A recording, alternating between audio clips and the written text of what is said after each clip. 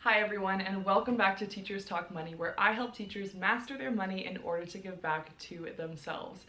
I'm so excited for today's video. You're going to get your money goal for the month of May 2021, and it's a big one. So let's recap the past couple of months, and that way if you're new here, you can go back and check out what you've been missing, and if not, we will just sort of orient everybody to what we've already gone over. In January, you made your first budget. In February, you made one exciting and one not so exciting savings goal. In March, you separated your savings accounts and considered whether or not automation was a good idea for you to try. And finally, in April, you got some specific advice that was different based on whether or not you got a tax refund or whether or not you owed taxes. So for the month of May, it's time to get very, very serious. This is a big one, but remember, we're doing this in bite-sized goals. So we're not going to take any action on this, but your goal this month is to learn about investing. It's very scary, I know, but you can do it. And once again, no action needs to be taken. We are just here to learn this month. So your goal is to watch this video and to seek to understand each and every different piece of it, whether that means typing up any questions you have in the comments, whether that means searching Investopedia or looking into your options at work or talking to an expert that you work with or a financial advisor. Any of those things would fit into the goal for this month. So first watch the video, and then you are going to determine how to do your own research on investing. And remember, we are not opening any accounts this month. We are going to save that for next month because I really, really want to break it down very much for you so that there's no pressure to take action, but instead you can just seek to get the education you need right now. So investing seems like one of the most intimidating things, and very much is one of the most intimidating parts of personal finance to get into. It's scary and it feels risky, and I want to honor that response that you're having if that is how you're feeling right now. That being said, I encourage you to keep your mind very open as you watch this video because we're going to address some misconceptions about investing that make it seem a lot more scary than it is. And knowledge is power. The more I learned about investing, the more comfortable I felt taking the action I needed to actually open up an account. As always, please remember, I am not a financial advisor, which is why I'm going to be giving you generalized advice instead of telling you which funds to invest in. I will never do that. We are going to base all of our information on historical data about the stock market as well as what different options there are for you. So let's get started talking about simply the importance of investing, because I don't want you to skip over this video and think, oh, I'll get to it later. I'll just save my money. Let's start by talking about risk. A lot of people are turned off by the idea of investing because they believe it is risky. And that's valid, right? Because the stock market does go up and down. Many of us have lived through one or more stock market crashes. I know I have. So it feels risky because it can suddenly just crash and you can lose all your money, right? I completely understand why you feel that way. But let's start by talking about the risk of not investing, and then we'll address the actual risks of investing later. It is extremely risky not to invest your money, and that's because investing is crucial and arguably the only way to actually build your wealth. This is because of something called inflation. So as we know, inflation averages about 3% per year. So our money loses about 3% of its value every year. Now, if you look at your savings account and you look at the interest that you're earning, I guarantee you right now it is less than 3%. Even the best savings accounts, when they were at their highest, were only doing around 2% last year. And then, of course, when the Fed cut interest rates and the pandemic happened, most of those were cut even more, and it became rare to even find a savings account that yielded you over 1% in interest. So think about it. If you're only gaining 1% interest, and that would be with a pretty good, a high yield savings account, and your money is losing 3% every year due to inflation, you are losing money every year. Now, I'm not telling you never to put money in savings accounts, because obviously savings accounts are really important for those short and midterm goals that you definitely wouldn't want to have to invest for. So it's important to stockpile your money. But stockpiling too much money instead of having money that can grow for you in the stock market is a big mistake. So let's compare savings accounts to investment accounts. On average, the stock market goes up 8% per year. Therefore, even though your money is losing about 3% value to inflation, it's still growing 8% in the stock market on average, not every year. Some years it's going to be more, some years it's going to be less. And therefore, you're netting 5% on that money. And it's really kind of the only way to do that because savings accounts do not keep up with inflation, as we've discussed. So while investing may feel very risky because you see the ups and downs of the stock market, you have to take into account that it's going up over time, predictably, historically, forever, and the fact that not investing is actually losing you more money than you would likely ever lose in the stock market. I'm going to address risk a little bit more when we talk about stock market misconceptions, but let's move on to the next point about why it's important to invest, and this is that we should all aim to build wealth. So not only is it virtually impossible to build wealth in a significant way if you don't invest, you also cannot discount the importance of wealth building itself for everyone. And I'm not talking people who have generational wealth. In fact, especially not them. I'm not talking about people who want to have a lavish retirement or anything like that. I am talking about literally everyone. Why? Building wealth is not a selfish or greedy thing. If you are seeking to build wealth, what you are doing is acknowledging that you need to be able to take care of yourself when you no longer have an income. You need to acknowledge that you need to support yourself in retirement because if you don't, who is going to end up doing that? Probably a family member. You need to acknowledge that what the government is going to give you is not going to be enough. We'll talk more about that later. And especially if you have children, you need to acknowledge the fact that people that are able to get an inheritance or can start coming from generational wealth have a leg up in this world. I'm a child-free person, but I can tell you that if I ever have kids, I want them to have many of the same opportunities that all of their peers do, including those who come from generational wealth. You cannot put a price on that kind of security and that kind of advancement. None of those reasons for building wealth are actually selfish, right? Taking care of yourself in retirement is incredibly important so that that burden is not placed on any of your loved ones. Passing on wealth to your kids is for them and not for you. So it is not even something that is selfish or greedy. So let's get out of the mindset that building wealth is a bad thing, right? And that having so much money is a bad thing. It's not. Really just depends on what you use that money for, of course. It is actually just an essential part to acknowledge that you need to be able to support yourself, and if you want to pass on money to your kids, that's something to acknowledge as well. Now let's talk about some important misconceptions. The number one thing that I want to talk about today is that a lot of people believe that investing means that you need to be trading individual stocks. This is what I thought when I first got into the personal finance space because that's the only way it was ever discussed in my family. And it always seemed like something that you needed a lot of knowledge about and that was super risky. Guess what? We can take all of that out of it.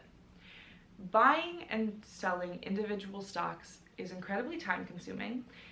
It is not predictable that you will always make money. Nobody can time the market. And it is much more risky than investing in funds.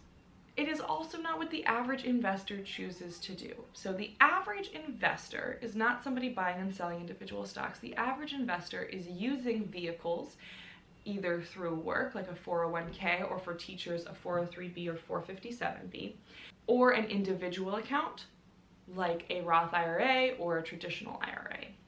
Through these vehicles, you can then invest in funds, not specific stocks, but funds.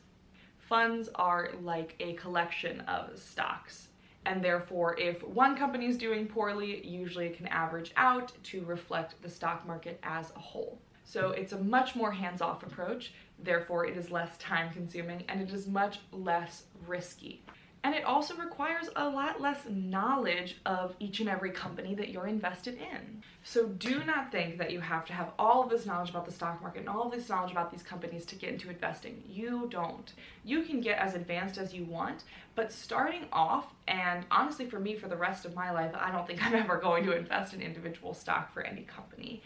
And therefore, what matters to me is just knowing that my investments are diversified more.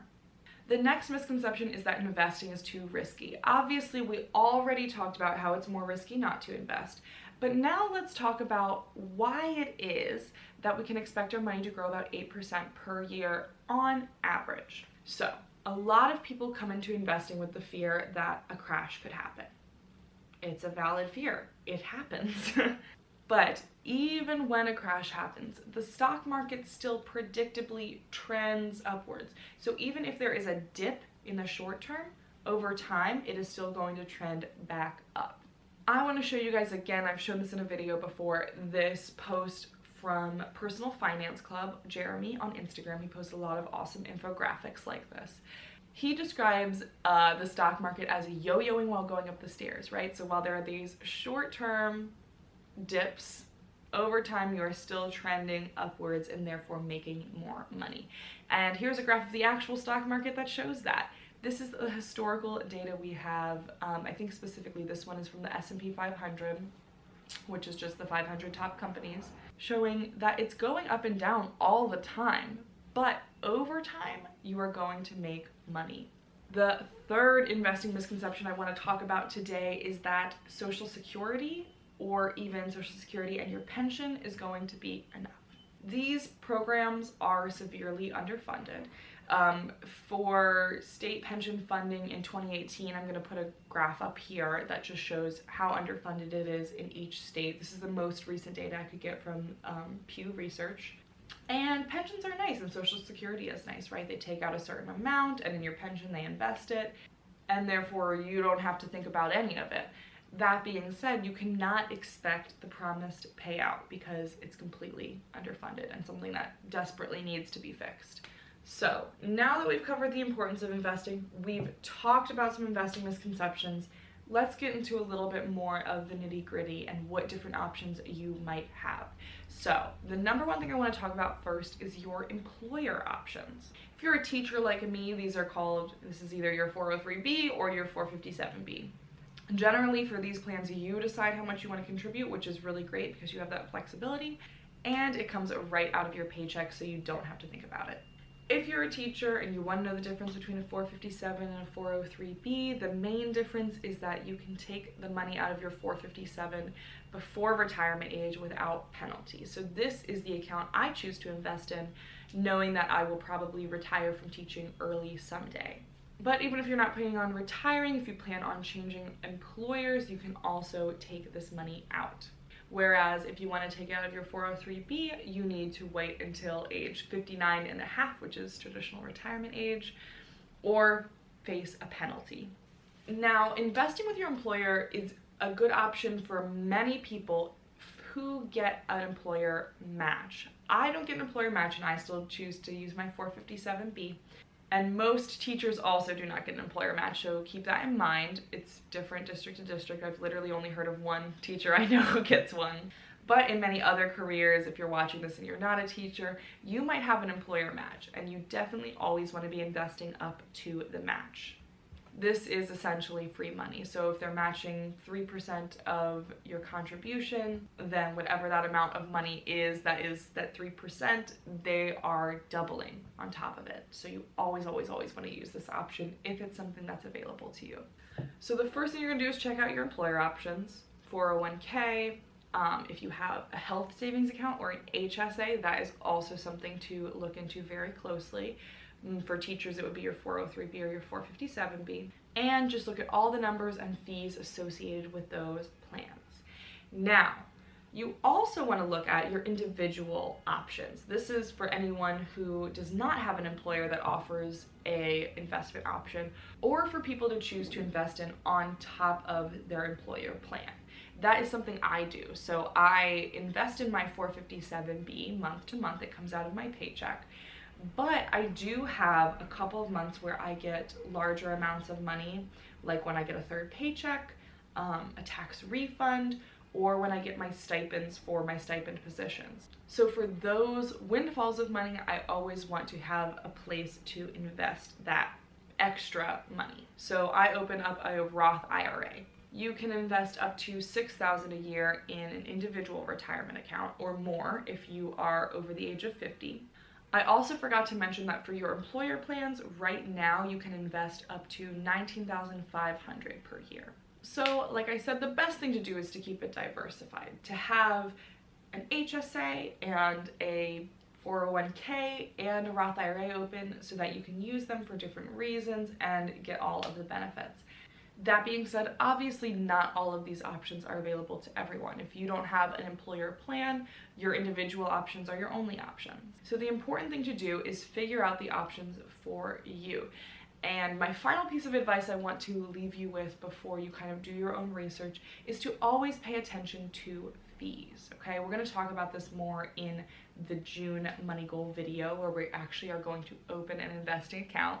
But make sure you're paying attention to what fees are associated with each plan, because those can add up quite quickly. Now, I've given you a ton of information. I don't want to leave you super overwhelmed. So the rest of the month, I want you to create a plan. Maybe that is an hour a week that you are going to research questions on Investopedia. Maybe it is commenting on this video with any questions you have and letting me answer them, or shooting me a DM on Instagram. Maybe it is looking up certain terms on YouTube and trying to find out more about these concepts. No matter what your plan is, it is going to be self-guided, and I want you to keep a completely open mind. And remember, you are going to get contradictory information. There are some really awesome personal finance people that I follow that still emphasize trading individual stocks, which isn't advice that I would give. And that's just one example. There's so much information out there about investing that is going to be kind of contradictory or paradoxical. So it is your job to figure out what is right for you. Not just to hang on every word I say or hang on every word everyone else says, but to kind of come up with a plan that combines just different aspects that work for your lifestyle or that you understand. Because you should never, ever, ever start investing without fully understanding what you're investing in. Thank you so much for stopping here this week. I hope it was a helpful video for you. If you have not done any of your monthly goals this year, head to the links in my bio, check out all the videos, and of course get my free budget template at the link in my bio as well. Please make sure to like this video, leave a comment, share it with a friend, subscribe to my channel. All of these things are so important for growing my channel and they mean the world to me. If you need any help or guidance with investing, drop a question below and I will answer it. Have an amazing week, everybody. Thanks for stopping by Teachers Talk Money, and I will see you next week. Bye.